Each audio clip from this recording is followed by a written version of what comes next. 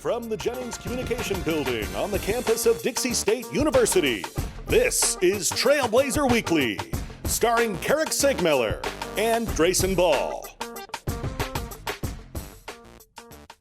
Welcome inside another edition, the latest edition of Trailblazer Weekly right here on CEC TV, Radio Dixie 91.3 FM, and on the Dixie State Athletics YouTube page. Back in Studio A after being in the Dixie State campus store last week inside the Jennings Communication Building. Keric Segmiller, Drayson Ball on a Wednesday afternoon, and we have been excited for this show since last week's show because we love doing the show. I mean, we look forward to the show each and every week. We've got a ton to talk about.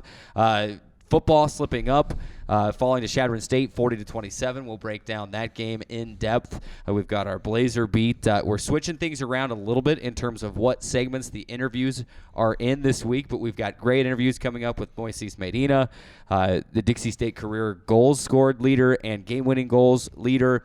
We've got Dixie State cross-country freshman Kyler Miller. He's setting records just as a freshman. Drayson, we have got a loaded show today, and can't wait to get things going today. Yeah, a couple of great interviews, like you mentioned. Moises Medina, a Dixie State soccer legend, now the leader in total goals and game-winning goals as well, plus Kyler Murray in this cross-country team that has been really performing extremely well all season long. It's going to be good to talk to them throughout the entire day. We just can't wait to get this thing going.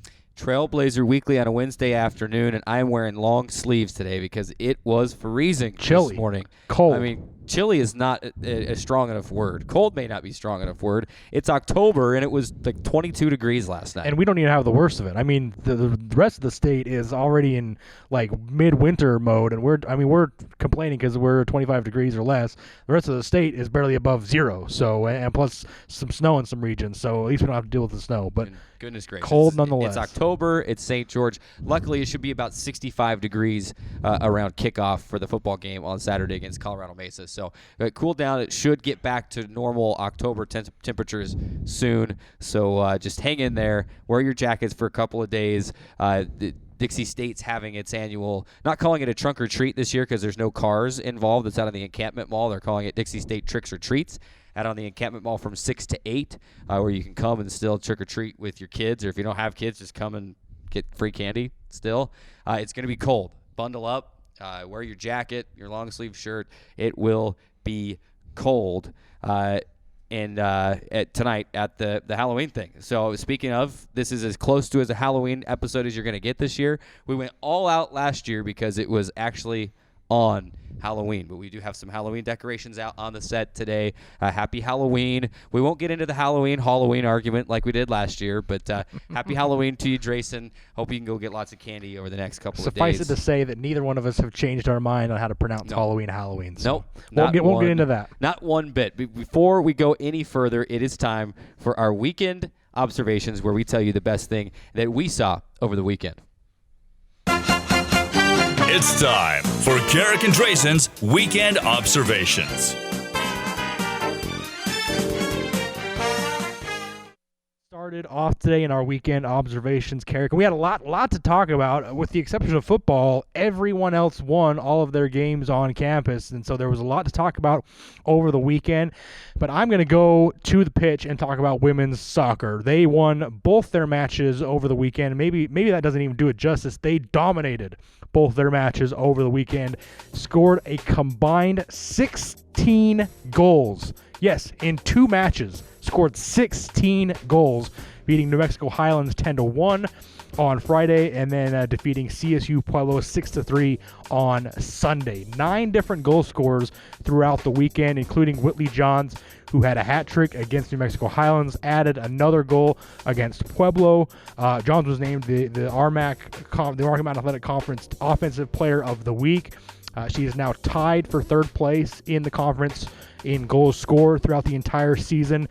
She was flat out tremendous. The entire Dixie State team was flat out tremendous. I mean, anytime you can score 16 goals in 2 matches, I mean, not only 10 goals in 1 match, But then 16 goals between the two matches. It's just absolutely remarkable.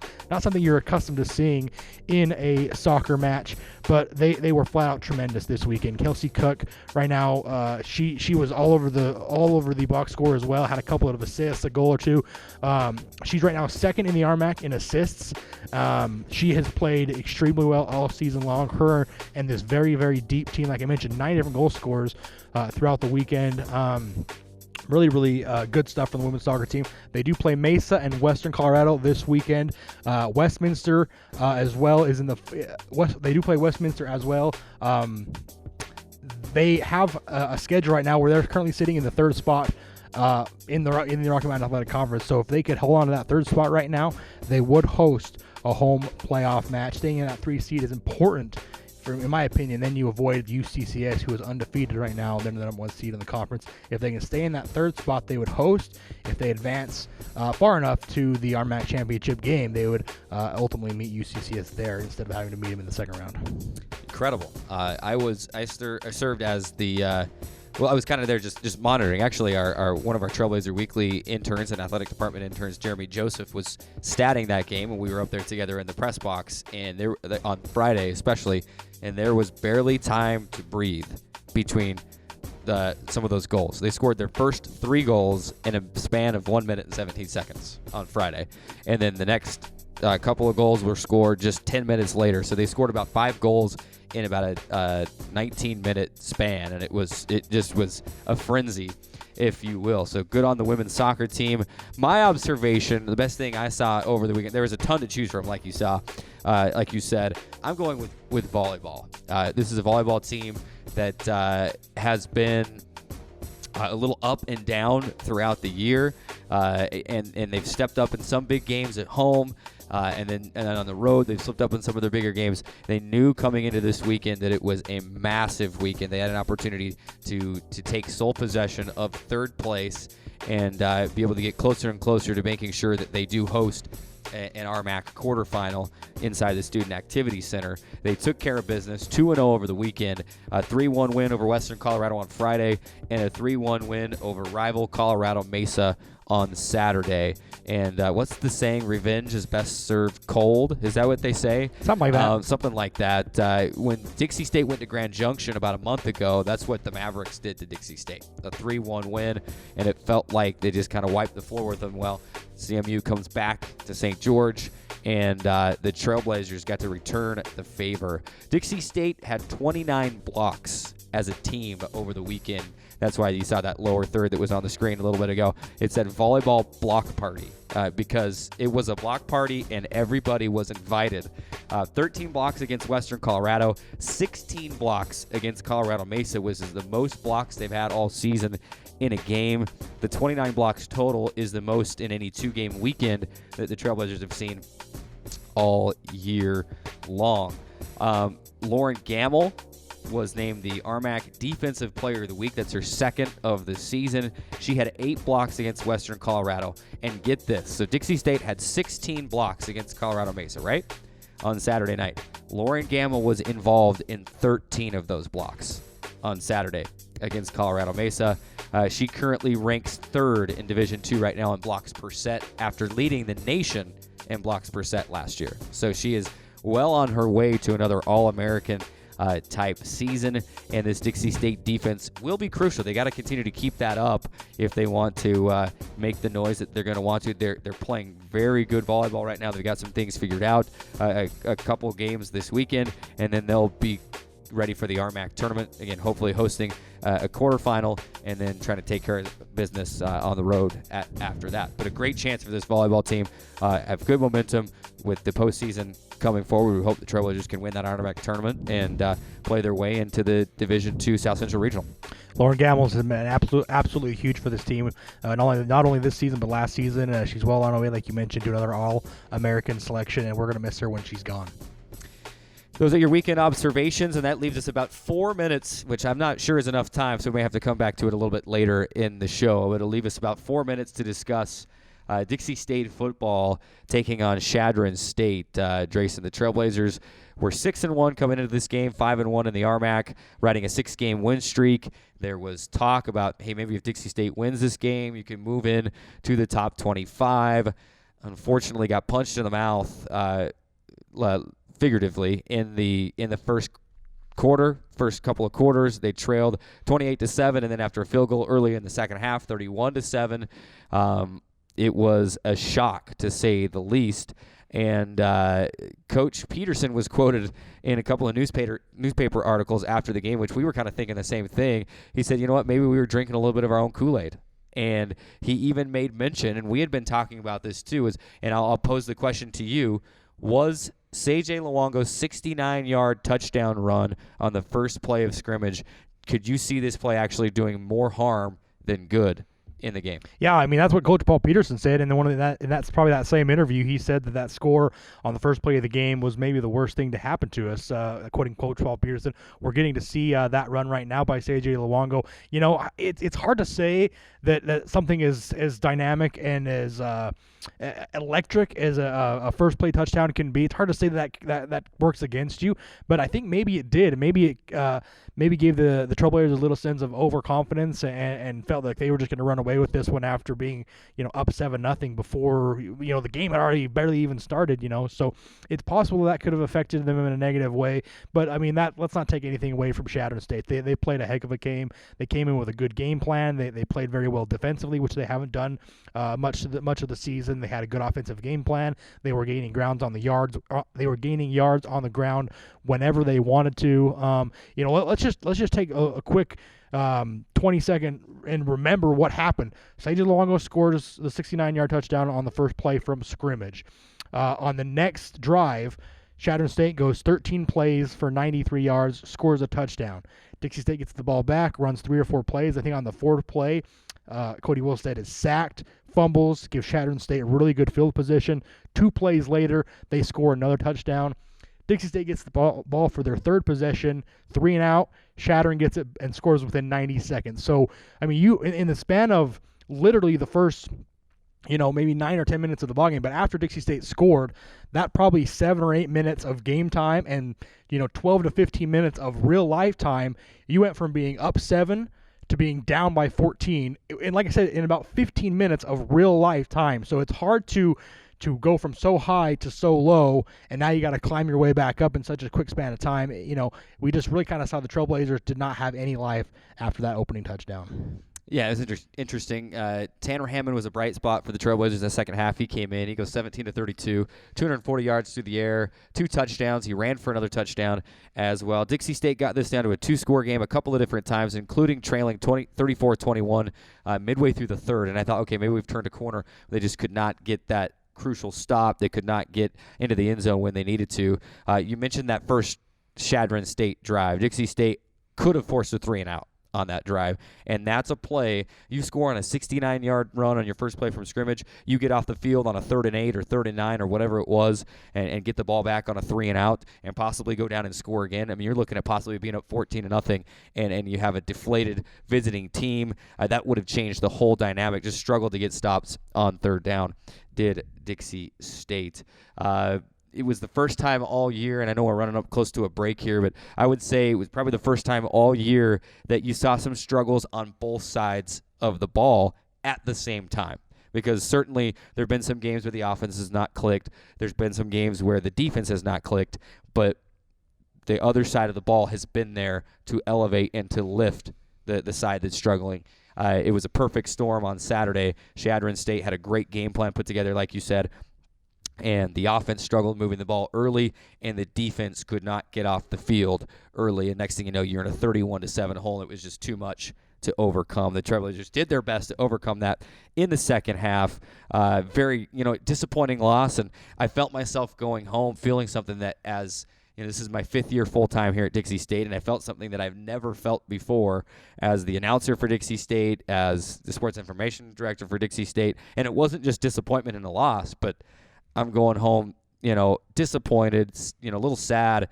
And the reason was because that makes the playoffs that much harder. Now, if you win out and you're 9-2 with a win over Colorado School of Mines, maybe you still get an at-large to the Division II playoffs. But for the first time, playoffs were a possibility, a very real possibility at that point, and then that loss kind of deflates that bubble, pops the balloon, so to speak, and it just was a different feeling of disappointment than I'd ever felt before. And then the next feeling was one of a positive, thinking this team's still 6-2. They're 5-2 in the conference. If you went out, you're 9-2, and you go 8-2 in RMAC play, and that's never been done before. So this team still has a lot to play for. Yeah, no doubt about it. I mean, we talked about each and every week that they were extending their win streak, to a school record. They were extending their best start to a season, their record. They still got a lot to play for. They can still get to 8 wins, which would be school record, even 9 wins if they win out. So even though they might not necessarily have a chance to win the conference or even get into the playoffs, still a lot to play for throughout the season. Absolutely. We got to run to a break. Before we do so, though, we want to give a shout-out to our Campus Store Players of the Week this week. So many good performances. How do you narrow them down to just one?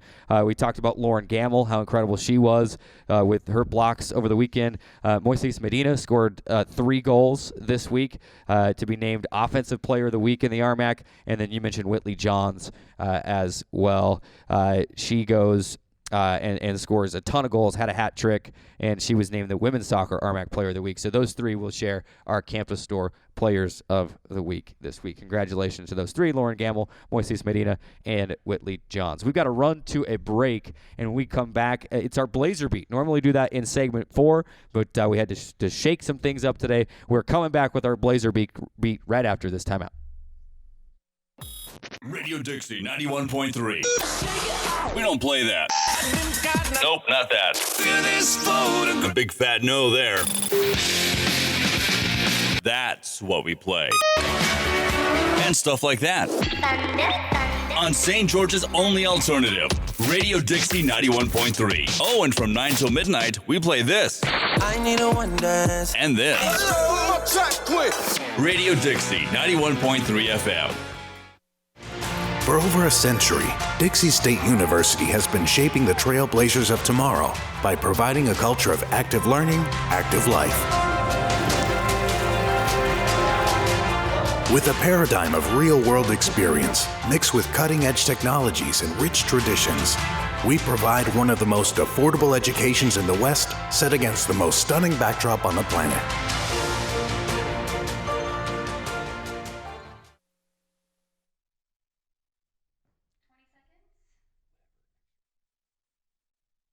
DSU Trailblazer Clothing, providing students with textbooks, as well as educational, office, and art supplies. Located on the 2nd floor of the Gardner Center, the Dixie State Campus Store, proud sponsor of Trailblazer Weekly. It's Trailblazer Weekly, and you are listening or watching live to the show on Radio Dixie 91.3 FM, CEC TV, that's TDS Cable Channel 108 for the high-definition version, or you're watching on the Dixie State Athletics YouTube page, youtube.com/Dixie State Athletics. If you are watching on there right now, go ahead and click subscribe, and you'll get all of our content, and you won't miss a thing. And I promise you, you won't want to you won't want to miss anything. So make sure you click subscribe, and be sure to get notified whenever we post new videos and when we go live. It is time for our Blazer Beat. That's kind of our version, remember, of Around the Horn. We go around campus and get you up to date on all of the sports and what is going on in Dixie State athletics. Drayson, you've got us first with volleyball. Yeah, we talked about it a little bit in the opening segment, but a lot of stuff we didn't cover. Obviously, they had a huge win over Colorado Mesa, but then they had a big win over Western Colorado as well to sweep the weekend. They just played very, very well, like you mentioned earlier. It's kind of been an up and down season for them in terms of they have suffered some questionable losses on the road, particularly to Colorado Mesa. They went over there a few weeks ago, lost in 3 sets. I mean, they were swept out of that gym. In Colorado Mesa. Then obviously they bring them in here and beat them in 4 sets, 3-1. The good thing about that game is it actually pole vaulted the Trailblazers from 4th place in the conference over Mesa, who was in 3rd place. They just flip-flopped. Mesa is now in 4th place, and Dixie State has moved into third place in the Rocky Mountain Athletic Conference. Unlikely that the Trailblazers make the jump to 2. They do. It's quite a bit of a difference between 2 and 3, but they are right now in that third place spot after beating Colorado Mesa over the weekend. One of the crazy things, one of the almost unbelievable stats. I don't know that I've ever particularly seen this. Of course, I don't know a whole lot about volleyball stats or haven't been exposed to them for too long, but our Rock Canyon Bank by the Numbers feature has to do with the stats for the weekend. The Trailblazers volleyball team had an unbelievable hitting percentage in the third and fourth set, 360 and 314. Those are considered above average hitting percentages in those third and fourth sets. But how about this to take our Rock Canyon Bank by the Numbers feature even farther? The Trailblazers limited Mesa to a negative hitting percentage. And like I said, I don't know if I've ever seen that before, a negative hitting percentage in the fourth set. Meaning, for those of you who don't know, they had more errors than they had kills. Colorado Mesa did, which results in a negative hitting percentage. So the Trailblazers really got the job done this weekend. Their schedule does lighten up slightly for the last couple of games of the season. They do play Highlands and Westminster. Those are the bottom 2 teams in the conference. They play Pueblo and Colorado Christian. Those are kind of middle of the pack, or maybe lower half teams in the conference. They do have to play Regis one more time, who is that second place team. But schedule does lighten up just a little bit. Obviously, you can't overlook anybody, but they do have a little bit of an easier track record going forward.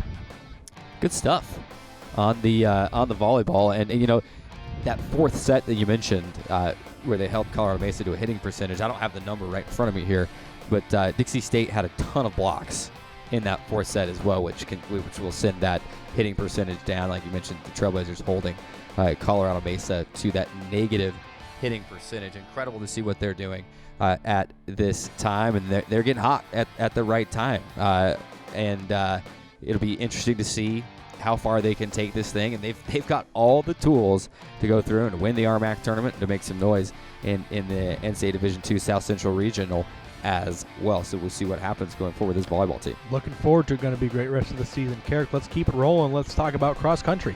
Cross country, this team this year, these teams I should say, they've done so well this year, they make me want to take up running again. Maybe not. Maybe we won't go that far, but these teams have been incredible. Head coach Justin Decker and his assistants Ross Decker and Elizabeth Cook have done a fantastic job this season. They go to the RMAC Championships this last Saturday in Grand Junction, and they'd already set a couple of weeks ago at Sacramento State, which, remember, was the meet that it was a preview of the Nationals, the NCAA Division II Nationals course. They'd already set the team records for the 6K and the 8K at that meet about a month ago. Kyler Miller and Billy Hatch both set the individual 6K and the 8K records at that meet. Well, how about your cross-country teams go to Grand Junction for the RMAC Conference Championship, which is considered, and I'm going to use this word, and I don't use it very often because I think it's overused in today's sports media. The RMAC Conference is considered an elite cross-country conference in NCAA Division II. Adams State, Colorado School of Mines, they have some of those teams that, Western, that they run at altitude all the time, and they are incredible cross-country runners. Adams State is competing for the NCAA Division II National Championship every single year. And the Trailblazers go into the RMAC Championships and finish 6th out of 16 teams. Both teams finish 6th, which is a big feat for this team. You finish better than 10 teams in the conference.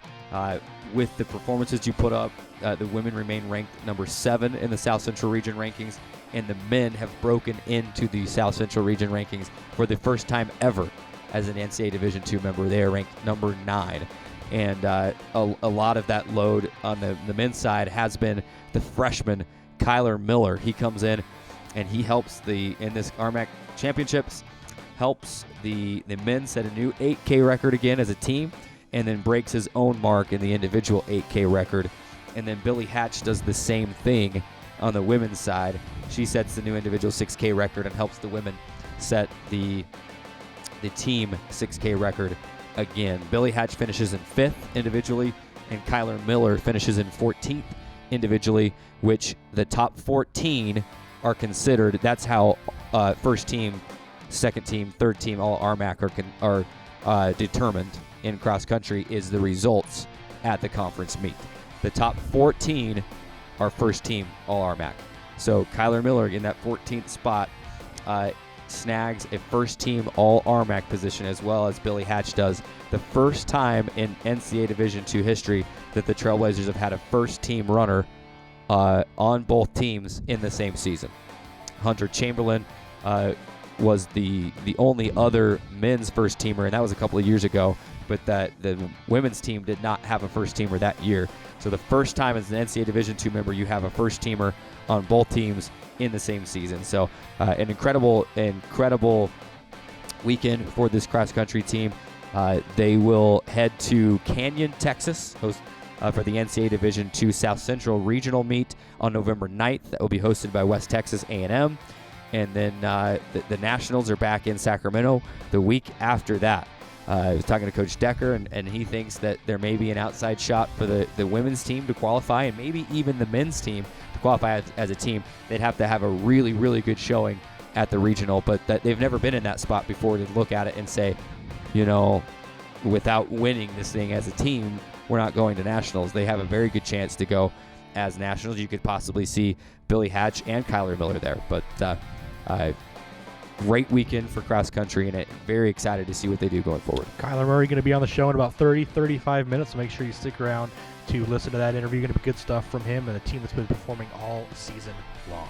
Absolutely, Drayson. Let's go back to the soccer pitch. How about men's soccer? Yeah, I mean, we talked about this last week on the show, that they were in a position right on that kind of 6-7 cusp in the RMAC. The top 6 teams go to the playoffs, basically the RMAC tournament, and the Trailblazers were hovering right around that 6, 7, 8 spot last week, and we said one of the things they needed to do, you got to start getting some wins late in the season if you want to be able to qualify for that postseason tournament. They did just that this weekend. 2 wins over Adams State and CSU Pueblo, beating Adams State 3-1 and Pueblo 3-2. Moises Medina, who we're going to have on the show here in about 5 minutes, scored 3 goals throughout the entire weekend, 2 against Adams State. He just really led the charge there, scored the 2 goals necessary to begin the game. All they needed was 2, only surrendering 1 to Adams State. Against that CSU Pueblo team, who is right now in 7th place. So they were kind of right there. It was a huge matchup between that 6th and 7th spot. They were fighting to try to get into the playoff picture. CSU Pueblo scored in the 3rd minute of that game, but DSU scored 3 straight goals before surrendering 1 in the 87th minute to win that one 3-2. But like I said, Moises Medina scores 3 goals, becomes Dixie State's all-time leader in total goals scored and game-winning goals. We're going to have him on the show in just a few minutes. So now a good thing for the Trailblazers men's soccer team. They own the tiebreaker over Colorado's CSU Pueblo after beating them on Sunday. So they'll only need to get 1 more win over the remaining 2 games. They do play Westminster and Colorado Christian. They just need to win one of those games at least to have enough points to get into that 6th spot. Obviously, the 6th spot, you have to go on the road against the number 1 team in the conference, but you'd rather get in the playoffs and see what can happen. If you get in, anything can happen if you get in that playoff. Well, men's soccer did a good thing this weekend. We said they had to get some wins, and they did it just this weekend.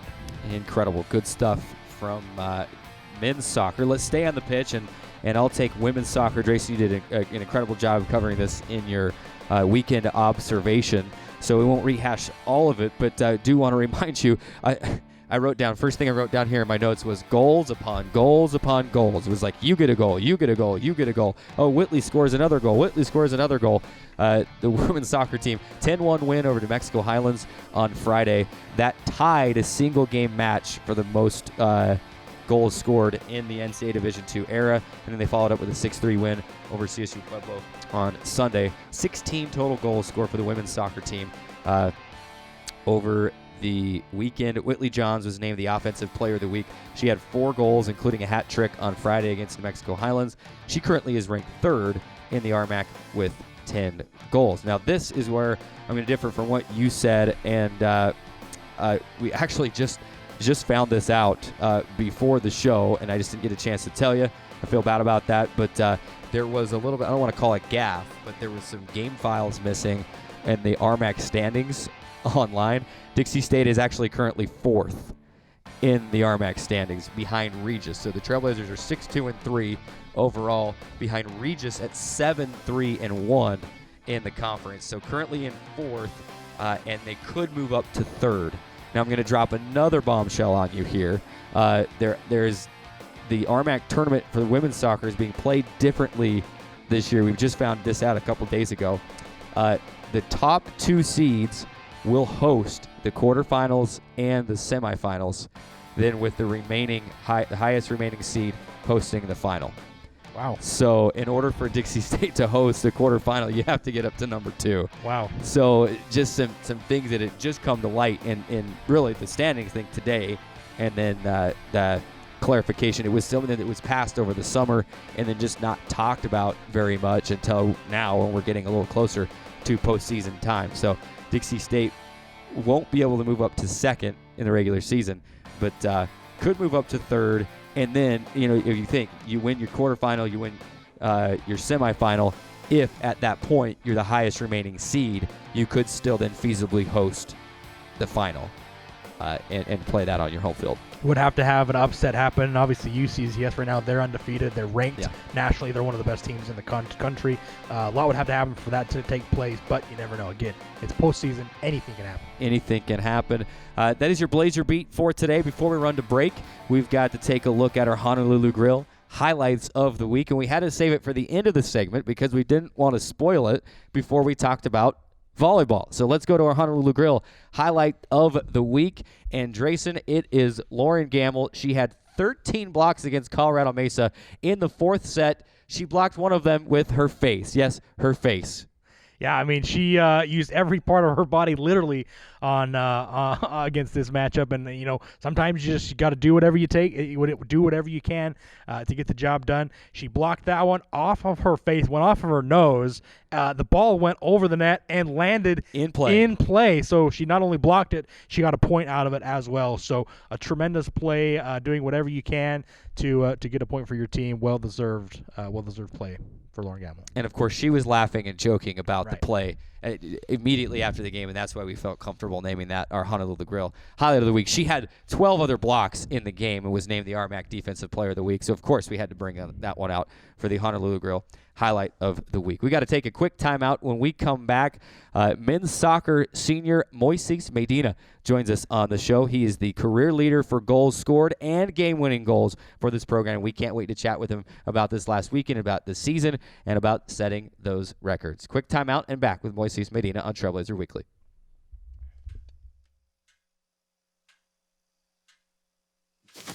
Awkward. I'm the awkward silence. You try to avoid me, then there I am again. But an awkward silence can be a great thing. Like Kelly here is about to demonstrate. You haven't really been yourself lately. Are you okay? Find out how you can help a friend with their mental health at seizetheawkward.org. 1 in 3 adults has pre-diabetes. 1 in 3. That means it could be you, your favorite brother, your other brother, you, your football buddy, your football buddy, you, the boss's boss. If 1 in 3 adults has pre-diabetes, that means it could be you, your barber, your barber's barber. Nice work. Thanks. You, your plumber, Breathe right into your foot.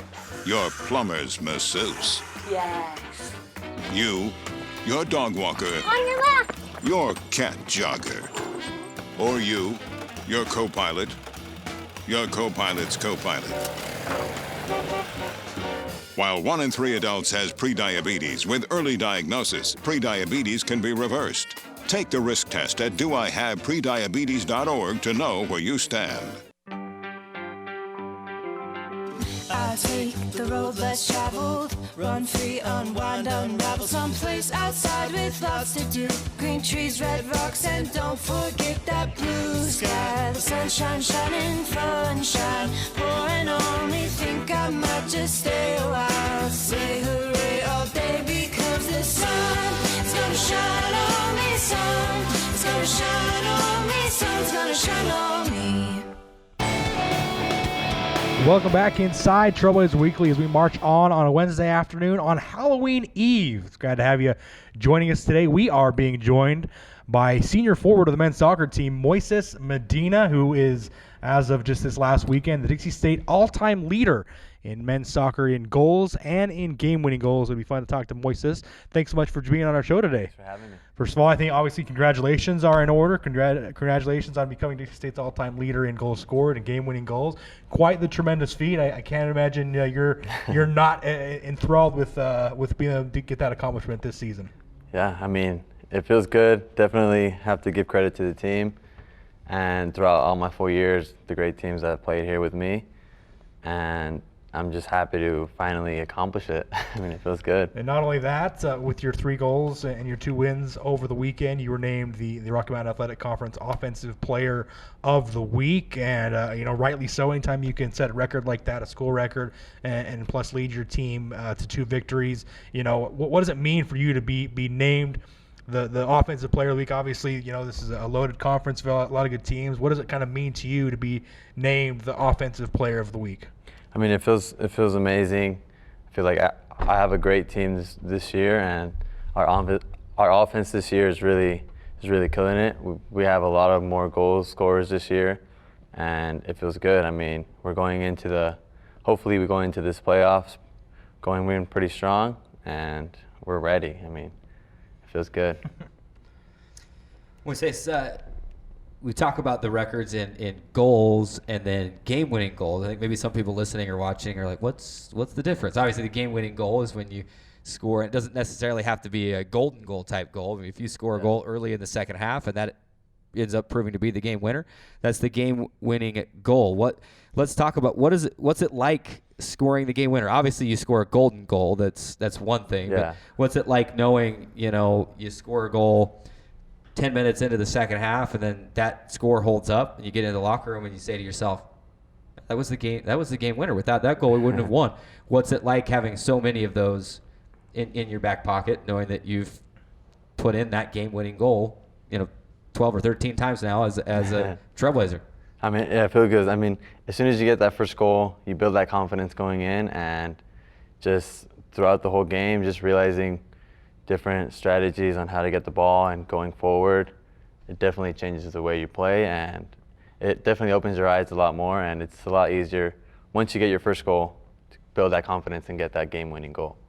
It's a different feeling getting the game-winning goal, like you said, in golden goal, than it is just scoring a normal goal for the game-winning goal. But both are special feelings. I mean, it feels good. We're chatting with Dixie State's senior forward of the men's soccer team, Moises Medina, and the Trailblazers just fresh off a couple of wins over the weekend. Let's talk about that, Moises. You go on the road, and you know that you need a couple of wins to keep pace in the RMAC and in the race for that RMAC tournament, and you go and you get both wins on the road. Obviously, this point of the year, those individual records are fun, and we can talk about those. But I know you and most other student athletes will talk about team, is the star, and team is really what's important. You go get those 2 wins, and now you're in good position to make that RMAC tournament. How big of a focus has that been, not only all year, but especially these last few weeks trying to get in? Yeah, it's been a big focus. I mean, this last weekend in Colorado was crucial for us, and luckily we got out with the win versus Pueblo. And just the team's excited, man. I mean, everyone's looking forward to playoffs, and hopefully we get closer to that ring. Chatting with Moises Medina, senior forward for the men's soccer team. Moises, just talk a little bit about this team so far this season. I mean, you guys have been able to battle through adversity at times, and have put yourself in a position now to be able to make the RMAC tournament at the end of the season. What has this team, just talk a little bit about this team's heart and their determination to be able to, battle through the adversity and to be able to win games, win matches when you had to win matches, like this weekend, for example, getting a big win over CSU Pueblo, who was battling right there for that 6th spot with you as well. What does it say about this team's determination to be able to win games like that? I think this year we have a very young team, so all the players are very excited. We have about 3 seniors this year that have been adapting to the team as well, and just kind of moving forward. Like, the team's young, we're very excited, and our team this year is a little different than the years before, and of course playing in the RMAC is a little different than we were in the Pac West, but just having that heart every practice, playing hard and battling through it, and just it shows off in the field. You mentioned, I'm glad you brought it up because I was going to bring it up. You mentioned the young team that is this men's soccer team. How has it been for you as a senior to kind of be the one to, I mean, you've been obviously with this program, for the 4 years of your senior. What's it been like for you to kind of just be a leader to these young guys and to be able to know that, hey, you're kind of passing the torch. You got to kind of be that leader, that senior leader figure for these younger guys. No, it feels good. I mean, these guys are ready. I mean, they're battling through it. We got 2 freshmen that are scoring goals. I mean, it shows that they're ready. They have heart, determination for the team, and leadership as well. So, you're chatting with Dixie State senior forward Moises Medina on Trailblazer Weekly. As again, the Trailblazers fresh off a pair of crucial victories in Colorado over the weekend, and Moises Drayson mentioned a little bit, and you talking about how good it felt to be named RMAC Player of the Week. Part of that, you scored those 3 goals in 2 matches. I wanted to go back and just ask you, go back in your mind, what was the key to scoring those goals? You mentioned, you couldn't have done it without your teammates and maybe putting you in good spots. What was the key in your mind to be able to have such a good week offensively for you and put 3 balls in the back of the net? It definitely was a mind game. Like, when there was 2 goals left that needed to be scored to break the record, it was definitely a mind game. Every game I'd go in like, is it going to be this game, or is it going to be this game, or is it going to be this game? But at the end of the day, I put it behind me and just playing for the team, playing for that RMAC spot, and the goal just come by itself. I mean, with the team, and yeah, just moving forward. It's exciting. And Drayson mentioned this as well.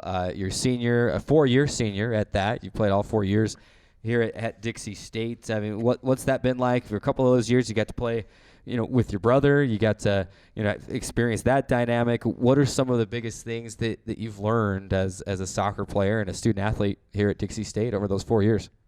Just to keep your head up no matter what the circumstance is. I mean, my first year here, we went from Pac West champions, and then there's going to be tough years, there's going to be victories, there's going to be losses, and as long as you keep your head forward and keep moving on, the job will get done by itself, and just got to keep practicing. Chatting with Moises Medina, senior forward for the men's soccer team, live on Trailblazer Weekly as we march forward on a Wednesday afternoon. Moises, you mentioned, a couple years ago being a part of that team that won the Pac West Conference title a few years ago. Have to imagine that's up there among your favorite memories as a soccer player. Is there another memory, I don't know, maybe in your high school days or maybe here at Dixie State, or is there another memory that you have as a soccer player that is your favorite memory? Maybe it's a golden goal you scored or maybe a hat trick. I don't know. Is there a favorite memory that you have other than the Pac West Conference Championship win a few years ago? Probably this last weekend, man. I mean, I feel like breaking the record it's very cool. I mean, I have my whole city behind me in Mesquite. They're all really shocked. They keep congratulating me. They feel like it's a big thing, and I mean, it feels good just setting that example and representing my city. Yeah, I mean, it is a big deal. I mean, obviously, 4 years of hard work and to have it pay off in such a manner here as you are about to culminate your final season here at Dixie State as the leader in goals for the school. Obviously, a great memory. What other lessons will you take from Dixie State? Obviously, you've had a couple years now to be coached by Coach Broadhead, and obviously, like you mentioned, there's a lot of different things that you've learned throughout your time here at Dixie State. What are some of the things that you will take from your career here at Dixie State on into the future? Kind of like I was saying before, just always moving forward. There's going to be hard times, and we go through them every day, but just keep your head up, move forward, and it'll happen by itself. I mean, don't get down on yourself. If you lose, don't beat yourself up, and I don't know, just keep moving forward. I mean, it's kind of what I always tell myself. So as a freshman, Moises, you like you said, you're part of that Pac West championship team. You win Pac West Freshman of the Year. that year, an incredible year, and you talked about the lessons you've learned from that. I mean, to me, that feels like it happened just yesterday, and now here we are 3 years after that, and you go to Westminster Friday. So that's a rival game. I'm sure everyone's excited for that. And then you come back on Sunday, and it's a game that I think as a student athlete you're probably thinking about most of your career, and then you can't believe when it's finally here. It's senior day on Sunday against Colorado Christian. What will it mean? You mentioned, playing close to home, and Mesquite, Nevada is home, and it's just a short drive through the gorge on I-15 up here. So I'm sure you've been able to play in front of friends and family a lot here. What will it mean one final time to put the jersey on and strap on the boots one final time at home in front of friends and family? It's definitely going to be a moment. I mean, I was telling the other senior goalkeeper, Zach Nielsen, we were talking to each other the other day in the locker room. We're like, Sunday is it. I mean, it's the last home game we're ever going to play. 4 years here, and I've been with Zach for 4 years as well. And it's great. I have a lot of people coming from Mesquite to come watch, and it's going to be exciting. We're ready to just perform and hopefully move forward in that RMAC playoff spot. What's it like knowing that, you mentioned that we've talked about the Pac-West Championship. It's come up a couple of times. The year before that was, on the brink of winning the Pac-West Championship. You went to the regionals with that Pac-West Championship team for the first time, that, the only time that the men's soccer team's ever been there. But if you go back 5, 6, 7 years, this is a team that was struggling, struggling to score goals, struggling to win games. And now, over the course of a few years, and, not winning the conference right now, but certainly a winning record and in a position to make the RMAC tournament, this men's soccer team has had an upward trend over those years, through the years of your career, really. What's it like knowing that, you've helped lay a foundation and leaving a legacy to help build this men's soccer team into one that is very successful? It feels amazing. I mean, I feel like the whole community is behind us. We have kids wanting to play soccer. They look up to us, and just building that confidence and getting those players and that determination, that heart, all those factors come into play as a player, and just practicing every day, getting that team. Obviously, the coach has a big responsibility as well, but we were all excited to play, and we all give it our all. So, I mean, it's only going up from here. Chatting with senior forward Moises Medina of the men's soccer team here on Trailblazer Weekly. Just a few seconds left here in this interview. We couldn't let you go. We'd be remiss if we didn't ask you a few rapid fire questions before we let you go here, Moises. Favorite soccer player all time, international or local, or favorite just soccer player total? All time was Cristiano Ronaldo, man. I always just grew up watching his videos, got me motivated for my games, and not a better one to model your game after, if I do say so myself. Favorite team? Favorite soccer team? Real Madrid. Real Madrid, yeah, of course. Of course. And then favorite venue, arena, or whatever that you either played in or that you've watched a soccer match in? Probably the Santiago Bernabeu. I mean, it's Real Madrid stadium. Right. Yeah, I've never really played in a big stadium. Right. Yeah. But I mean, that's something to be able to go watch a game at least in such a famous venue there as well. But I mean, obviously a lot of Real Madrid stuff there, and of course Cristiano Ronaldo. It doesn't get much better than that for Cristiano Ronaldo. One final question for, and then we'll let you go, and we got to get to class. Favorite person to play FIFA against? Oh, my brother Gabe. Definitely. I knew that. Growing up, I mean, and who's better? I'd say me. I mean, I don't want to say anything, but we play every day growing up, and it was just a battle. It was so competitive. But we have a lot of good players on the team as well that always try challenging me. And do you guys have like team FIFA challenges, or just? I mean, sure, it's always on at all practice, the time. there's always like, oh, I beat this guy at FIFA. Well, if you beat him, you got to play him, and this and that. And yeah, it's competitive. I love it. Good stuff. He is men's soccer senior forward Moises Medina. He is the career leader in goals scored and in game-winning goals, and he is not done yet. 2 regular season games remaining at Westminster on Friday, and then home for senior day on Sunday against Colorado Christian. That game on Sunday, or match, I should say, will kick off at 1:30 p.m. inside Trailblazer Stadium. So come support your men's soccer seniors, send them off in style, and then hoping for a couple of wins this weekend and a berth into the RMAC tournament. So Moises Medina still with work to do, but Moises, appreciate you taking time out of your busy schedule. We wish you the best of luck. We got to take a break. When we come back, we'll look forward to the Dixie State football game against Colorado Mesa on Saturday. What can we expect when the Mavericks come to town on Saturday? That and more coming up next on Trailblazer Weekly. 1 in 3 adults has pre-diabetes. 1 in 3. That means it could be you, your favorite brother, your other brother, you, your football buddy, your football buddy, you, the boss's boss. If 1 in 3 adults has pre-diabetes, that means it could be you, your barber, your barber's barber. Nice work. Thanks. You, your plumber, Breathe right into your foot. your plumber's masseuse. Yes. You, your dog walker, On your left. your cat jogger. Or you, your co-pilot, your co-pilot's co-pilot. While 1 in 3 adults has prediabetes, with early diagnosis, prediabetes can be reversed. Take the risk test at doihaveprediabetes.org to know where you stand. Hey guys, how are you today? Good. I'm here to talk about how with technology you can make amazing worlds. Come with me. My team and I bring the Halo world to life. Is that you? That is me. I wasn't a math genius and I knew nothing about coding. But you guys do. You guys have the power to change things. I want your job.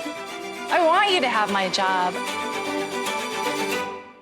Today's show is brought to you by Rock Canyon Bank, serving Utah businesses and agriculture for over 25 years, with locations in Pleasant Grove, Orem, Provo, Spanish Fork, Fillmore, and at 94 East Tabernacle, right here in St. George. Rock Canyon Bank, back to banking. Member FDIC, equal housing lender. Welcome back inside the Jennings Communication Building as we march forward on a Wednesday afternoon, live on Trailblazer Weekly. Good to talk to Moises Medina, the Dixie State career leader in goals scored, and what a fun experience to get to talk to him and just see the jubilation on his face. Just he really lit up when he was talking about what it meant for him to be able to be Dixie State's leader in goals scored, and of course obviously being here close to family and being able to do that in such a fashion that he did. Always special to see a young kid like that be able to accomplish something that he's been dreaming about doing for a while. And of course, Keric, I don't know if it's hard feelings to bring this up, but the World Series Game 7 is tonight, and this time last year you were celebrating. We were celebrating already. You were celebrating a World Series win with your Boston Red Sox. I don't know if is it still a sore spot for you to talk about the Red Sox. It's still a sore spot for me for the Braves. I was going to say, it probably hurts more for knowing that the Washington Nationals are one win away from winning the World Series. And I know you felt like your Braves, if they could have got through that divisional series, would have had a great chance to win the NLCS, and then who knows what would have happened in the World Series. But I know, and I know we're not here to talk about the World Series for the whole segment, but just from what I've heard, I know this has been a World Series that not as many people have watched, it sounds like, according to the ratings, whatever that means. But it's Game 7, so you better believe that there's going to be a lot of people watching tonight. And I don't know what to expect. I mean, if you were going to ask me for a prediction, I don't know if I would know exactly what to say, because the road team has won every single game. And I wouldn't know this off the top of my head. I don't know if you would either. Has there been a World Series ever where the road team has won every single game? Could Washington be the first team to win a title with 4 road wins in the World Series? I certainly don't remember one. But yeah, I mean, it's been a good series, and I don't know, crazy stuff. Do you know who the Nats have on the bump tonight? Who's throwing tonight? Well, Scherzer is supposed to be. I mean, he's been battling a neck injury, so he's supposed to be ready for Game 7 tonight. So who knows? If I had to put money on it, which fortunately I don't have to, and I'm not going to. And you can't, and I because can't, you but technically. I don't want to put money, but I'm glad I don't have to put money on it. But if I had to venture a guess, I'd say probably the Astros get it done tonight. I don't know. I kind of want Washington to win. Yeah, I can't. I'm all for that Cinderella story that they got hot at the right time and it can't get me to cheer for Washington. So I don't know. Anyway, so we're not here to talk about baseball. We're here to talk about football. Let's do it. Moving on. Let's jump right into it. Football, after a tough loss, 40-27 last week over Chadron State, have to bounce back and welcome in one of their probably bigger rivals here in the Rocky Mountain Athletic Conference, Colorado Mesa, a team that comes in 4-4 on the season. Losses to Pueblo, Colorado School of Mines, Western Colorado, and then a team from the Lone Star Conference, Eastern New Mexico, the Trailblazers. Gotta feel like they have something to prove. They have something to get off their back after a tough loss this last weekend against Chadron State. Yeah, and it's one that, and we were talking about this before the show started. I look at this matchup, and I see almost a carbon copy from last week. And there are subtle differences in the stats, but you see a team that struggled early, that was picked ahead of Dixie State in the preseason poll, and is now figuring some things out, that scored, 58 points against Black Hills State last week. Now, Dixie State scored 52 against Black Hills State. So there's one common opponent that you can look at and say, Dixie State beat Black Hills State 52-22.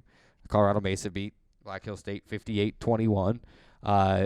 But this is a game that feels almost exactly the same as the Chadron State game last week, with one big exception, and that's that Colorado Mesa is not going to come in and sneak up on the Trailblazers after what happened against Chadron State last week.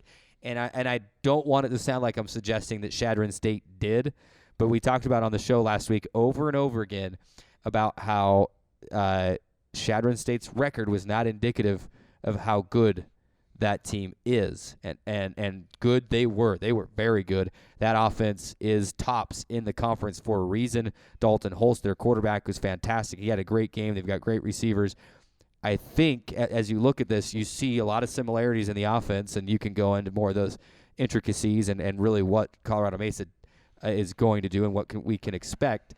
But I think this is going to be the same type of matchup, and Dixie State will have to be ready because there's a lot at stake this weekend. We hinted at it earlier in the broadcast.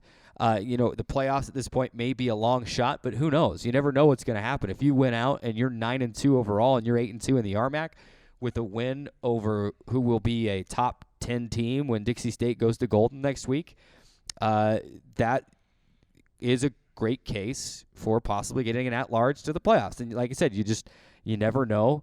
And so you got to take it one game at a time. And this is your rival. This is a team that through the years, Dixie State is not defeated very often. If I'm not mistaken, only 2 or 3 times in the entire series between Colorado Mesa. And it's been a longer one than everyone else in the RMAC because these two teams have been playing since the start of Dixie State's Division II era. They've been playing each other even back since when they were both junior colleges. So a lot at stake this weekend. I do see some similarities, but the difference is I don't think they sneak up on Dixie State like Chadron State did last week. No doubt about it. I think the Trailblazers, sometimes it's good to be humbled a little bit throughout the season. Obviously, you hate for it to happen in that fashion where you have to suffer a loss like that after a great start to the season. But I do think the Trailblazers will bounce back, and I don't think they will come out and be as flat as we saw they were against Chadron State. I think just, against Chadron State, they maybe got a little bit complacent and maybe just thought they were a little bit better than they were. I don't know. Maybe that's what it comes down to, but they did certainly maybe overlook Chadron State. Maybe it was based on their record. Maybe it was based on what the Trailblazers thought of themselves, but bottom line is they have been humbled, and once you realize that, hey, we still got to work hard week in and week out. We cannot overlook anyone based on record or previous series history or whatever it may be. We have to come out and compete every single week, and I think they'll be ready to do that this week against Colorado Mesa.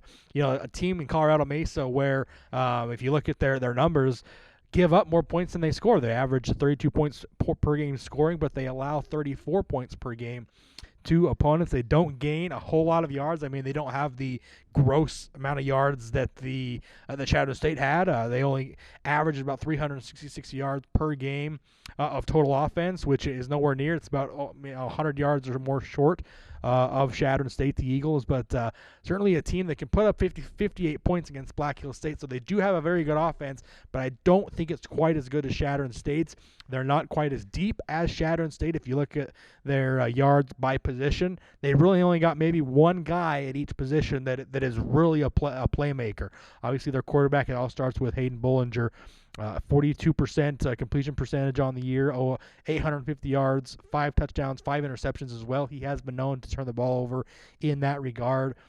Running back Isaac Mestis, 111 attempts, 565 yards, and 6 touchdowns. Then their leading receiver right now is Peter Anderson, 32 receptions on the season, 641 yards, 5 touchdowns. He's averaging about 80 yards per game. So between those two, not counting the quarterback, between the rusher, the leading rusher, and the leading receiver, they account for 11 touchdowns for Colorado Mesa. Other than that, not a whole lot of guys that are, absurdly, with huge numbers or anything like that. Obviously, a few guys have scored touchdowns and things like that, but no other rushers more than 300 yards on the season. No other receivers more than 300 yards on the season. So a team that is not quite like Chadron State in the sense that they're not an extremely deep team. Certainly you have to be able to control the playmakers on the outside, and your defense has to be better. Last week against Chadron State, Elijah Miles ran all over the Trailblazers, gaining nearly 200 yards on the ground. They have to be better against the run. This defensive line has really got to be put to the test this weekend as well, after giving up so many yards to the Eagles' run game last week. Well, and I think you hit the nail on the head there with that last statement that you made. You look at the Chadron State game, and the success that Elijah Miles had on the ground in the first half. The Trailblazers were able to slow him down on the ground in the second half, but the first half is really where Chadron State did its damage. And it wasn't necessarily the run game that won the game for Chadron State, but that opened up the pass game. One thing I might mention as well, and they do have, like you said, Colorado Mesa's got 2 or 3 receivers with over 30 catches. Bollinger will throw it pretty well. Dixie State has got to be a little bit more sound defensively through the air. How many times did we see Tavon Wright wide open over the middle? And by the end of that game, I'm saying to myself, that's just something that Chadron State saw on film and figured out a way to exploit it for it to happen that many times. I'm sure they'll shore that up. They'll figure that out. But defensively, the Trailblazers just got to get back to where they were. And not panic. It's not time to hit the panic button, but you got to slow down the run and then make sure that you're sound defensively on your pass defense. One thing we should mention for Dixie State, and we've talked about this, and Coach Peterson is a pass-first guy. He told us he's ready to launch. He wants to throw the ball over the field, but he also knows that he's got to run the ball effectively for that pass game to work. This Cody Wilstead has had a heck of a time the last 2 weeks. At Western 2 weeks ago, they were able to figure it out in the second half, and that third quarter he had a lot of success through the air. A lot of it wasn't real down the field passes. Some of them were 25, 30 yards, but they got it done. They settled in with the short passes to medium and then would open it up every once in a while. But Western in the first half and then all in the first half last week against Chadron State, defenses are doing some different things and bringing some different looks, and Cody Wilstead is just not comfortable. He doesn't have the time that he needs to deliver the football accurately. And then when he is, we've noticed an upward tick in drops over the last few weeks too. And then there's been some drops that have hurt the Trailblazers. And so the Dixie State, in order to help that pass game, they've got to establish the run this weekend. C.J. Luongo has not gone, or any Dixie State running back has not gone for over 100 yards this week. C.J. Luongo right now sitting with 17 career touchdowns, rushing touchdowns. With one more this weekend, he will become the Dixie State career rushing touchdowns leader. He's already the career rushing yards leader. He could become the career rushing touchdowns leader with one touchdown. He could pass DeJon Coleman this weekend. And you mentioned some of the defense, Colorado Mesa defense against the rush. They're allowing over 200 yards per game.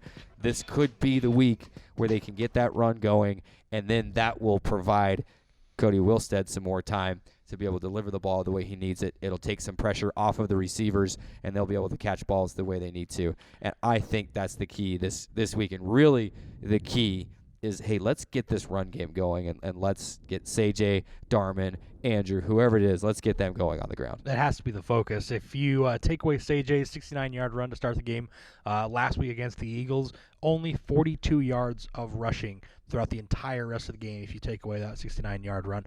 Last thing I'll mention, Mesa, -5 in the turnover battle. They give the ball away, and they don't take it back. The Trailblazers have to capitalize on that this weekend if they're going to want to be successful. Yeah, absolutely. Got to have those turnovers. Again, a series that's 10 games old in the NCAA Division II era. Dixie State has only won 2 of them, most recently in Grand Junction in 2016. They'll look to get their first home win against Colorado Mesa since 2006. So they'll try to do that this Saturday. Kickoff at 1 p.m. We'll have the pregame at 12:30. We got to take a break. When we come back, we're going to transition back to the trail or the track or wherever they may be running. Dixie State men's cross-country freshman Kyler Miller will join us on the show as he is setting records in his freshman season. We'll ask him about that and much more coming up next on Trailblazer Weekly. Where do you find the titans of classical music in St. George?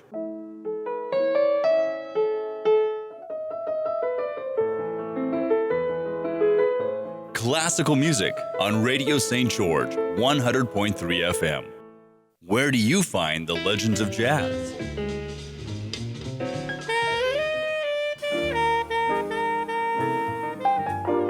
Evenings on Radio St. George, 100.3 FM.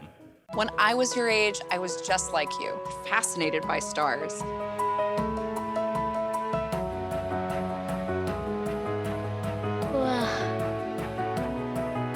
But now I get to search for life in the universe. And who knows, maybe life is looking for us too. So we're like aliens to them? Yeah. Does anyone want to be a scientist now? I do. Awesome. We need more girls in STEM. Maybe we can find aliens. Action!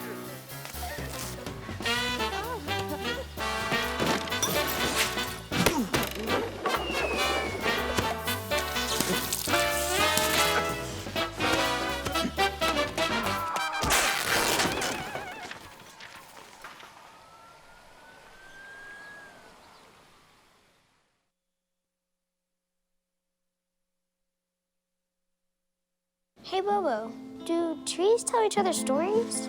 I'm sorry. I'm afraid I don't know that. Hey, why don't we go find out? Listen. Do clouds take naps? I couldn't tell you. Dad, do stars visit their friends? Look!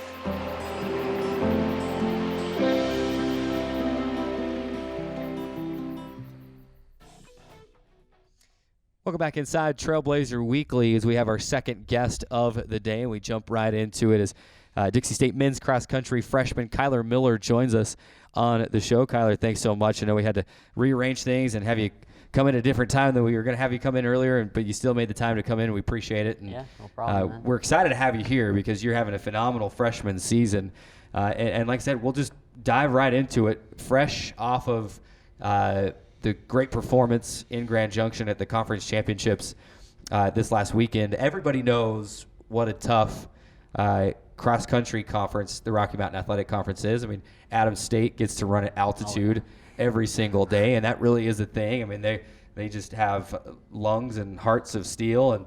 But you go to Grand Junction, and you finish in 14th, and in your first collegiate conference championship race, you earn first team all-conference honors. Congratulations, first of all. But I want you to take us through that race. What were some of your strategies, and what was your game plan, so to speak, as that race progressed? Well, so I started out, 2 weeks ago, I raced at SUU, went out too fast, and I was like, I can't do that again. So kind of stayed conservative in the first 2 kilometers, and then started moving up a little more and more, and then found out I was in 20th, and I was like, all right, got to keep moving up. And so once we got into the last 4Ks, it just started moving. And first team All-RMAC honors, just the second first teamer for this men's team in their NCAA Division II era. I mean, what does that mean to you to come in as a freshman and you're earning all first team all conference already? I didn't even know that. That's awesome. That's really exciting. Yeah. Yeah, I mean, absolutely. It's a fantastic accomplishment to be able to come in and do that. And obviously, you're helping build a program that, on this men's side has been on the build for a while. And I mean, it's got to feel good to know that you're contributing, especially everyone's looking. You got that move to Division I coming up, and I'm sure you're excited for that and showing, obviously, Division I talent in what you're doing this year.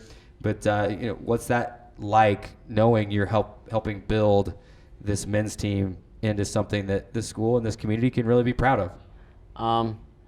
I feel like it's more of a team aspect because I just run, it's more of a team aspect. Us together, we're doing good things together. They're pushing me, I'm pushing them, so. Absolutely. I've always said the cross country is one of those, interesting dynamic sports where you have individual results, but then really there's the team result that everyone's pushing for as well, and it's incredible to see those sports work that way. Kyler, you mentioned as we march forward, talking with Kyler Miller here on Trailblazer Weekly, live from the men's cross country team. You talked about during that race, you at one point had probably from your coach had been told that you were in 20th place and kind of knew you needed to pick it up. Interestingly enough, just 7 seconds were the difference between 13th place and 16th place. So obviously very, very tight there towards the end. What was it like in that particular instance towards the end of that race where you knew you had several runners there right close to each other? What was that like? It was very scary. It was like coming down the last little stretch, I knew that they were coming in, knew that they were going to be right on my tail, so I just give it all you got for that last little bit. And how is it? I mean, obviously, I'm just assuming that you knew you were in 20th because of your coach. How is it knowing? I mean, does your coach just pick a spot in the race and just sit there, or does he move throughout the race as you're running to kind of either give you advice or tell you where you're at? How does that work as you're running the race? How much help does your coach actually provide to you? Yeah, they go around the course and they figure out, they count for us, and then they tell us to hang back maybe a little bit or go get that next guy, but usually just go get that next guy. We're chatting with Dixie State men's cross-country freshman Kyler Miller here on Trailblazer Weekly. You mentioned the team aspect of it, and let's talk about that next. 6th place in a tough conference out of 16 teams. Like I mentioned, this team has just been on the rise, and that's a great finish for this men's team. What was the team's reaction to that 6th place finish, and was everyone happy? I'm sure everyone was pretty pumped when that race was over. We were way pumped. It was a dang good race that we had. We were hoping at least top 10, and when we got 6th, we were pretty excited for that. Yeah, and now the team is regionally ranked for the first time, so congratulations for that in the South Central region, number 9. I keep bringing this up, you being a freshman, I'm sure you're sick of it already, and this is for you 5 or 6 minutes we've been here already, but you've stepped in and really been, and you mentioned the team aspect, but you've been kind of a team leader of sorts and setting the pace, literally setting the pace for this Trailblazers team. How has that been as you come in as a freshman and have kind of taken on a leadership role? Is it any extra pressure, or is it something that maybe you just don't even think about that often, you just go out and run? Kind of both. Sometimes it's I got to go out and show, just got to go out there and show that I can. Then hopefully that my team will follow and be like, okay, if he's doing it, I can go do it. And then, but sometimes it's just go out and run and have fun with it. What is it that obviously as a freshman, you got some upperclassmen above you that have been there, that have been in this program for years now, and what has it been like for you just to be able to, obviously, coming from high school, certainly a different dynamic, high school or college, not only just in your everyday life, but not only that, you're now a student athlete having to balance classes and training and all that kind of stuff. How's it been like to kind of be able to lean on some of those upperclassmen and be able to learn from some of them guys? Obviously, you've performed and kind of pulled your weight, so to speak, but what's it been like to kind of learn from some of them upperclassmen? It's been awesome. I love learning from all of them, giving me hints and tips and tricks about all the ins and outs of college running and stuff. It's been way cool. And is there any, I mean, obviously there's probably been a few of the racers that have raced on different courses. They're going back to a course that they've already raced. How much do those tips about, hey, this course is going to be like this, you got to run towards more like this, or pace yourself or whatnot, how much have those types of tips help you, throughout your career here so far? A lot. It helps a ton. Just like stay like, hey, this guy, he's going to go out fast, don't stay with him. It's nice to know. Chatting with Kyler Miller, Dixie State men's cross country freshman, here on Trailblazer Weekly. What's the biggest differences? You've made that jump from high school to collegiate cross country. What are some of the biggest differences that you've noticed, pretty quickly? Maybe going back to that first collegiate race up at BYU. What are some of the big differences that have jumped out at you from high school and college? Definitely the lengths of the races. It's crazy how much longer it is. Just because it used to be like 15 minutes, now it's like 25, almost 30 minutes. So what's the longest, like in terms of length? Obviously, the conference championship was an 8K here in college. You're getting ready to run a 10K at the South Central Regionals. What was the longest race that you would run, say the state meet in high school? How long was that race? It was a 5K. 5K. Wow. Yeah, so half. So that really is half of what you're getting ready to go run. Yeah. This in next week, actually. So how much has that changed maybe your preparation week by week? I mean, how do you prepare for that? You just put in more miles and try to build that endurance? What is the key to making that jump and being ready to compete and be successful with these longer races? Yeah, it's more endurance workouts and stuff, and then it's also like recovery times. Like we get a little bit more recovery time from our races. Go ahead, Drayson. I just obviously, as a freshman, you're coming in to Dixie State, and part of being a student athlete is the student portion of it. And wanted to always talk to you a little bit about, your plans for your education. Do you have a major selected already, or do you have any idea of what you might want to do as a major in your career here at Dixie State? Honestly, not yet. Not yet. I'm just generals for now. Just general. That's always figure it out. That's always a good thing. No, there's never any rush. Obviously, got a lot of classes to choose from. How has it been for you? Obviously, it's much different from high school to college. Going back to kind of that differences. Obviously we talked about the differences in the athletic portion of it between the lengths of races and things like that. How has it been for you to be able to kind of balance your class life and the responsibilities you have there with your responsibilities as a member of the cross country team? Hasn't been that hard. But it's different. It is different, but it's not that bad. Chatting with Kyler Miller, Dixie State cross country freshman here on Trailblazer Weekly, and don't sweat not knowing what your major is. I didn't know what I wanted to do until I was like a junior in college. So you got plenty of time. You'll figure it out. Just go run and have some fun and get those generals done. Wanted to ask you about kind of cross country in general. I mean, cross country, I would say, and just running. Maybe outside of golf, it's got to be one of the most mental sports in all of sports and all of competition. What are some of the biggest life lessons maybe you've learned from the sport in knowing that, you're going to run into limits, but hey, you can push those and you can break through barriers, and I imagine that's got to be one of them.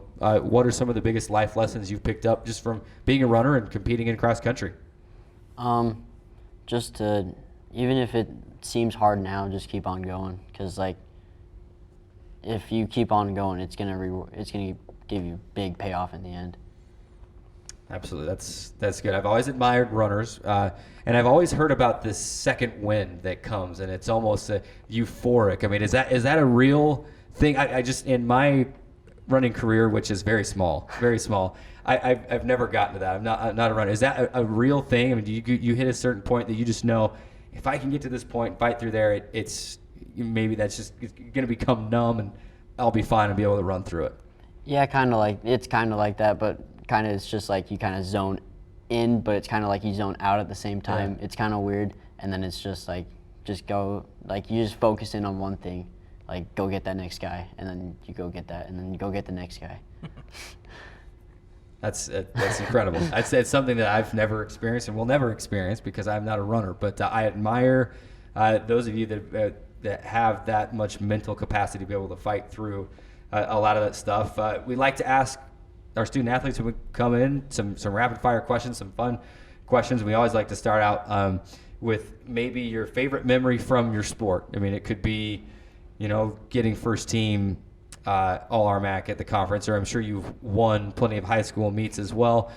Do you have a favorite memory from your cross-country career to this point that you kind of think back on and think, man, that was awesome? Yeah, it was definitely my senior year of track. That was probably some of my favorite. It was state track meet, and it was the funnest race I've ever ran. Were there raising of some trophies or some medals at the end of that memory? Yeah, we took second place in the sprint medley, and I ran the 800, and I started out 5th place and ended up in 2nd. Awesome. Yeah, it was a fun race. Good deal. Do you have a favorite place you like to run? Ooh. Favorite run you like to go on? I'm sure that maybe changed now as you're running down here in St. George. Yeah. More. I mean, is the weather? You're from up north, right? You're from Harriman, Utah. Is it harder to run in the wintry type weather than it is maybe down here in St. George, or is that not too big a deal? It's a little difficult up there. It's a little chilly and slick. And icy, I'm sure. Yeah, but definitely my favorite place to run would probably be either Butterfield Canyon or Yellow Fork Canyon. It's just some trail runs up in Harriman. Awesome. He is Dixie State cross-country freshman Kyler Miller, fresh off a first-team All-RMAC performance in this last Saturday. Billy Hatcher, the women's team, also accomplishing that feat. And the Trailblazers will get set to travel to Canyon, Texas next week for the NCAA Division II South Central Regionals. Have you ever been to Texas before? Yeah, I have actually. They say everything's bigger in Texas. Are the cross-country trails bigger as well? You are running a 10K. Apparently it's a 10K. So, we wish you the best of luck, Kyler, at the regionals next week. And, we'd love to see you and even your team at nationals here in a couple of weeks. So we wish you the best of luck, and we'll be paying close attention to those results and hoping we see some good ones next week. Thank you. We got to take our final timeout. When we come back, we'll take a look ahead at kind of this weekend's schedule and wrap up this episode of Trailblazer Weekly. Back after this with the conclusion of the show. There is a place where the sun doesn't hide in the winter, where the greens stay green and the crimson canyons still glow. There is a place where dimples determine destiny, and a tiny wooden tee holds the outcome in the balance. There is a place where we drive for show, putt for dough, and settle the score with another round. There is a place. Radio Dixie 91.3. We don't play that. Nope, not that. A big fat no there. That's what we play. And stuff like that. On St. George's only alternative, Radio Dixie 91.3. Oh, and from 9 till midnight, we play this. I need a one dance. And this. Radio Dixie 91.3 FM. I got you right where I want you. If I make this one, it's over. I win. No pressure. Bring it.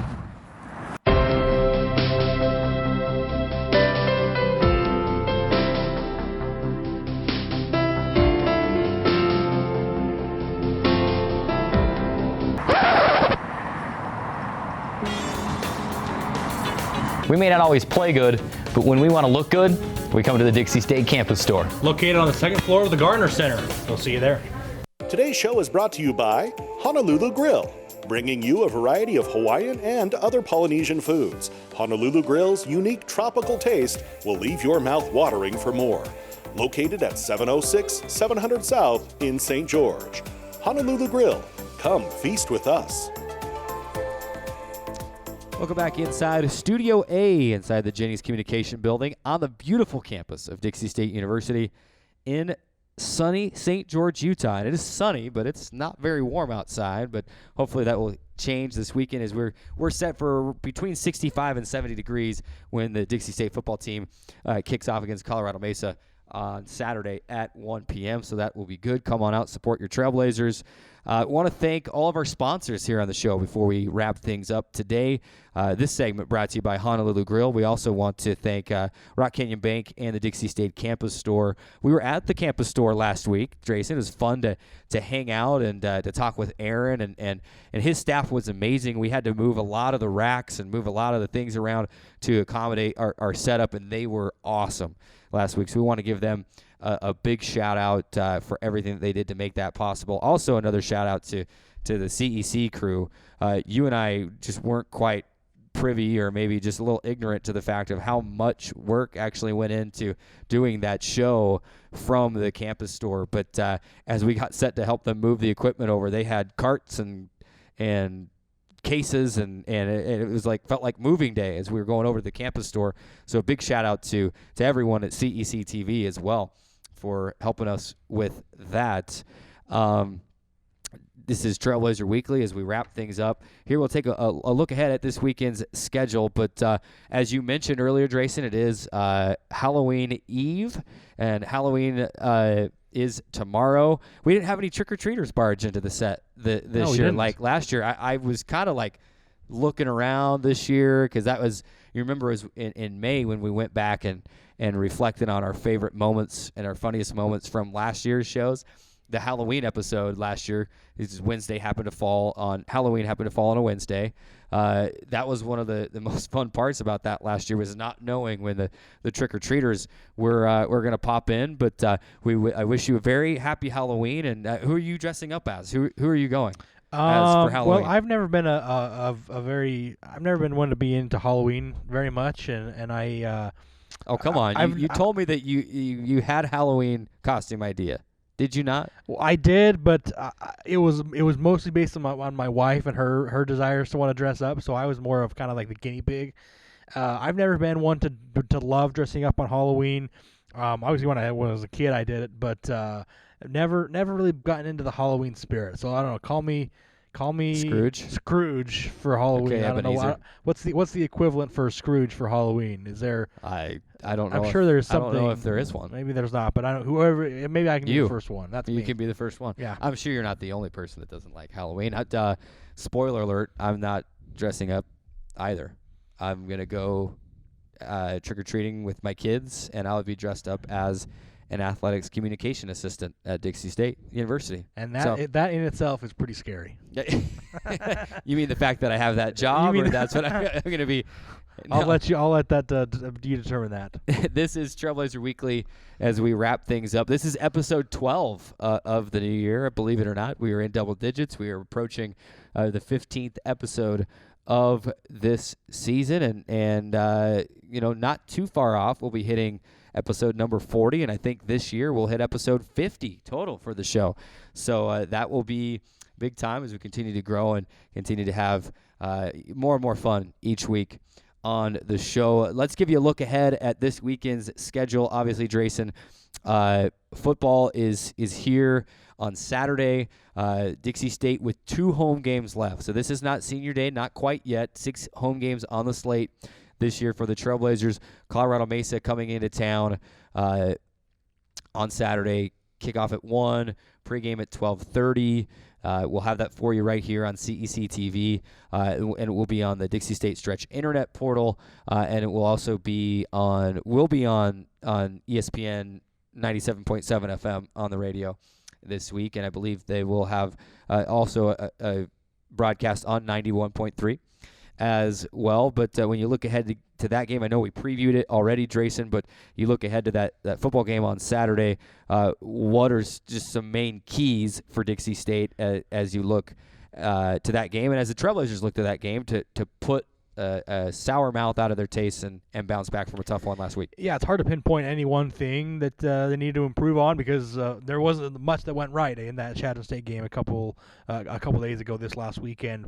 But for me, it's got to start with Cody Wilstead. You got to have you got to have better production out of the quarterback spot. I mean, obviously we know in today's game of football, it all starts with the quarterback, and if you have a good one, he can erase a lot of mistakes, and if you don't have a good one, then you're in for a rough time. But Cody Wilstead, to me, has to be better. He's been good all season long, and maybe this is just a case of you have one bad game throughout your season, and that was the one that he had the bad game.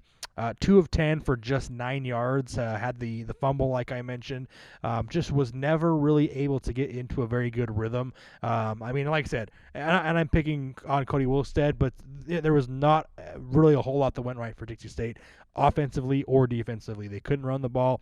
They couldn't stop the run. They got burned through the air on defense on several different occasions. So everything has to be better, but to me it all starts with Cody Wilstead. He's got to be better. He's the key for this offense, and if he's good, this offense is good. The defense, I'm not worried about. They should be fine and bounce back. And I'll put some of that as we wrap up the show here. I'll put some of that on the offensive line as well. And you just mentioned that Cody's been running for his life the last couple of weeks, and they've got to give him some protection back there. On Friday, we will have volleyball at home. They'll be hosting New Mexico Highlands. And then on a Saturday, you'll have volleyball taking on CSU Pueblo. And then into Sunday, men's soccer will host Colorado Christian on Senior Day at 1:30. So come on out and support your Trailblazers. That is your weekend home schedule. Remember to visit DixieStateAthletics.com for all your photos, stats, and recaps. Remember, you can watch this show anytime on demand at Dixie State Athletics YouTube page. That is youtube.com/Dixie State Athletics. We want to thank all of you for watching and listening today. We thank Radio Dixie 91.3 and CEC TV for all of their help. This is Trailblazer Weekly. For Drayson Ball, I'm Keric Segmiller. We'll catch you next week right here on Trailblazer Weekly.